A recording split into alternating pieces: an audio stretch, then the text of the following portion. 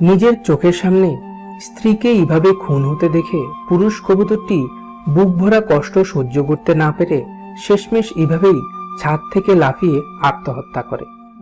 পাখিদেরও যে ঠিক মানুষের মতোই সুখ, দুঃখ, কষ্ট, বেদনার সবকিছুরই অনুভূতি হয়, এই পুরো ভিডিওটি না দেখলে কখনোই তা বিশ্বাস করবেন না। এক ব্যক্তির ঘরের বারান্দায় কিছু খড়কুটো দিয়ে ঘর তৈরি করেছে একজোড়া কবুতর দম্পতি।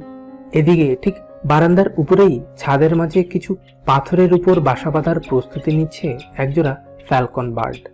স্ত্রী ফ্যালকন পাখিটি পাথরের তৈরি এই ঘরের সন্ধান পেয়ে পুরুষ পাখিটিকে এইভাবেই ডেকে চলেছে, কারণ তারা আজ এই বাসাটির সন্ধান পেয়ে বেশ খুশি।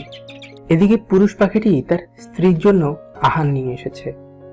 এই সময়ে সকল মাদেরই এই স্ত্রী ফ্যালকন পাখিটির মতোই ভালো মন্দ খাবার খুবই প্রয়োজন, কারণ আর